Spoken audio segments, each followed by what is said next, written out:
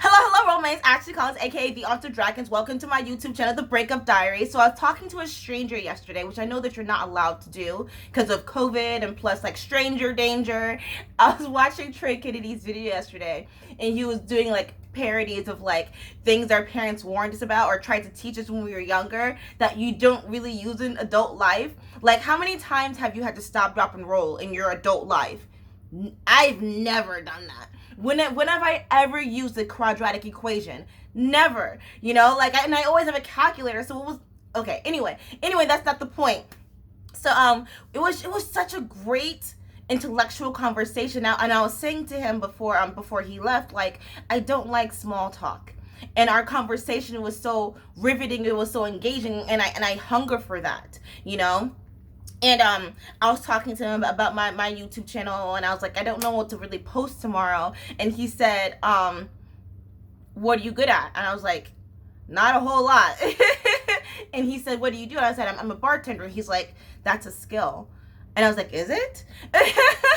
So I'm going to give you some tips on how to be a successful bartender. So you want to be a bartender? I'm sorry. Like the first couple of years that you bartend, you're gonna have a blast. It's gonna be so fun. And then at one point, you're gonna be like, oh, I want to suffocate myself, but I can't because I need to clock into work because no one else can take my job.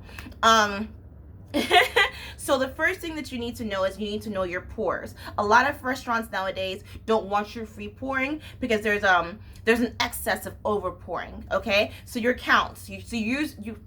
Usually a normal pour for alcohol is an ounce and a half or an ounce and a quarter. You need to want to talk to the restaurants in order to know that difference. There's a lot of memory things. Like, there's gonna be a lot of there's restaurants do everything for some reason differently, so like I said, sometimes for some restaurants it's an ounce and a quarter, for some restaurants it's an ounce and a half. Make sure you communicate that with them. Okay, so if you're going to free pour, when I say free pour, that means that you're going to take the bottle and just pour it like so. Okay, a great thing that I do is you just take it and you count bubble 1, 2, 3, 4, stop immediately. That's how you know you're going to get a consistent count. You're going to want to fill the glass, the whole cup, with ice. You're going to get a lot of, some people are going to say a little light on the ice. That's going to make that just means I'm going to pour more juice into your drink. Okay? That doesn't mean you're going to get more alcohol. You're going to get the same amount of alcohol, you're just going to get more juice. Plus, like, the drink's going to get warm, and you need ice in your drink because it just marries with the liquor so well. It just elevates it, You're gonna need to know your main alcohols, right? What are those? What's in a Long Island? Oh my God, I hate those people who come in and say, I want something strong. You just order a Long Island. Let's just get it out the way. Which consists of vodka, tequila, gin, rum. Boom. Okay? Don't put whiskey in your Long Islands. Unless the specs ask for it for that restaurant, okay? The reason why the Long Island iced tea, it's brown, is you're gonna put the little dash of Coke on top, okay? I remember this kid, I think it was his first restaurant job, and he said they ordered a Long Island iced tea, and he said, where's the tea? And I was like, oh my God, that's so adorable. Some drinks should be shaken, some drinks should be stirred, some drinks should be built. What's those differences? Shaken is obviously you shake the drink up. I feel like I need to have something in my hand. So obviously shaken, you want to shake the drink up in order to marry the ice with that liquor in order to elevate that flavor, right? Some people think that having ice in a drink makes the drink weaker.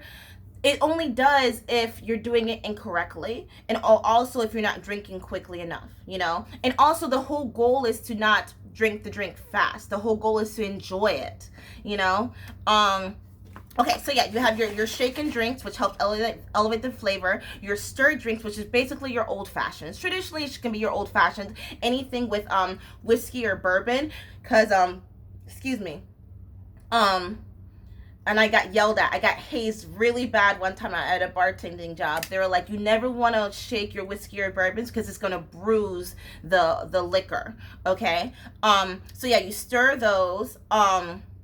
And then you build your traditional cocktails. What are your traditional cocktails? Your traditional cocktails are. Should I start my own bartending business? I don't know, because I feel like I'm flowing so smoothly with this. You know, like it's really like I feel like once you bartend at like one or three different businesses, it's like to see the differences in menus and management. Like you could basically do this on your own, and as long as you're being responsible with your liquor. But we're gonna talk about that towards the end. Your basic cocktails, the things that like everyone knows, right?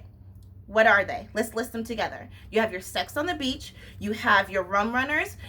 Those are gonna be your more tropical stuff. Someone wants something more fruit forward. You have those. Even though Rum Runners, they have a floater of Myers rum. Usually it's Myers rum. If the restaurant's cheap, they're gonna get something cheap. But yeah, they're supposed to mix the Myers with it, or they can sip the whole drink until they get to the Myers at the end. Your Rum Runners, you have your margaritas. You shake your margaritas. You build your Sex on the Beaches. What does build mean? You don't need to shake it. You don't need to stir it. Just pour liquor first. Some bartenders do pour the liquor in the cup first, and then they put the ice in. I find that it's more productive to put the ice first and then build it. But it all depends on your flow, whatever your speed is. But yeah, your Sex on the Beach, you have your Rum Runner, you have your margaritas, and then what else do people usually always order? Oh, your Tequila Sunrise as well. Tequila Sunrise, because you pour the grenadine in it, and then you have the red at the bottom, and then like the orange, like it looks like a sunrise, right? And you build your Tequila Sunrise. So let's do that again. You no, you don't shake. You build your Sex on the Beach. Your Rum Runners, you should shake that before you pour the floater on top. Time permitting. If you're in a rush, just build it. Your margaritas, you should shake your margaritas. And then for margaritas, you should strain it into a fresh glass of ice.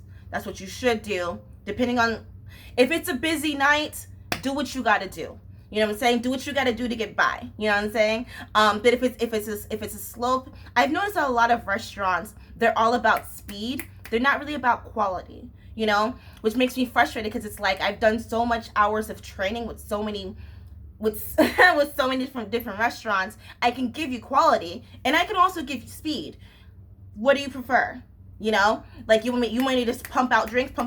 I can do that. I can do that. And I can also talk to the guests at the same time. I can give you that. You know what I'm saying? But what else did I say? Tequila Sunrise, you want to build, okay? Your Long Island iced teas, like I said earlier, I believe I said this. You're gonna want to shake that. Never shake anything that has soda with it. Never shake anything that has soda in it because it's gonna pop on you, okay? And you don't want to clean up that mess. You're gonna, as a bartender, you're always gonna have cuts on your fingers. You're always gonna be sticky. You're always gonna smell like booze. So try to minimize the spillage as much as possible. If something requires soda in it, do that at the end, okay? And like I was saying, make sure that you fill the entire glass with ice. When you're greeting someone, it's so interesting because as a bartender, it's like we're like your therapist, we're your best friend, like we're your side chick without any benefits.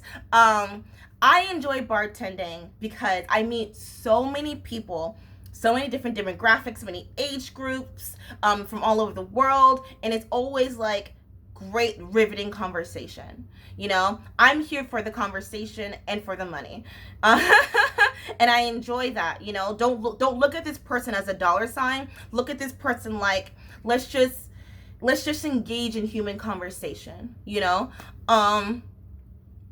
Another thing that I'm a huge stickler on, alcohol safety, right? This person is obviously here to escape, right? They're here for the environment. They're here for a silly goose time. It's not your job to get them drunk. It's never your job to get them drunk. Because if they get into an accident and get a DUI and they remember who you are, they're going to come back and the business isn't going to get sued. You are. And also, it's just like, just be a responsible human being. You know, you don't want someone to get into an accident and die or kill someone. You don't want to do that. It's not worth here's a common thing. People think that intoxicated people tip more, which first of all is manipulative. You know, like if they are super drunk and they leave you a $20 tip, that's basically stealing from them. Actually, in reality, intoxicated people forget to pay. So if they forget to pay, maybe you have their card on tab and you swipe it, or maybe you forgot to take their card. Regardless, your job is not to get them drunk. Your job is to make it's also also as a bartender, you're also the police officer. So you're making sure that you're pacing them correctly, which is why the conversation is so important. You know, the conversation is important because it's like, I want you to forget to drink so much that because our conversation is that enticing. You know what I'm saying? So yeah, I'm very big on, I've never gotten someone heavily intoxicated because I'm really good at pacing them. You know, whenever I greet someone and I'm super busy, or I can tell they're already a little bit intoxicated, always greet them with a glass of water. You know, and impulsively we always reach for the drink because we're always like thirsty. I'm thirsty right now, actually. And also making sure that they eat. So let's say that you do get someone who is intoxicated, what do you give them? First of all, tell a manager, because that's not your job. You know what I'm saying? First of all, tell a manager. Also, make sure that they have some kind of fatty food or bread. So if you guys have breadsticks, if you guys have garlic bread, if you guys just give them the bun of a burger, you know, and also give them fatty foods. Give them chicken wings. Give them the whole burger, you know, in order for them to soak up the alcohol. Okay. What else? Remember their name. That's so massively important because it makes them feel special, makes them feel good. And also for you, you're going to get regulars, which means they're going to keep coming back, which also means that when you are busy, like I was saying, I don't think I said this yet or not, but the whole goal is to be a busy bartender. That's the whole goal. But when they do come back, and let's say that you have a full bar and you also have to make drinks for the servers, you can be like, oh, hey Joe, I'm really busy right now. Here's your Bud Light. I'll be right back with you, okay? Easy. It's so easy because like it just flows, you know? The differences in wine. You know I'm a wino. The differences in wines. Chardonnay is more, white wine always has to be chilled. Please chill your white wines. You know what's offensive to me?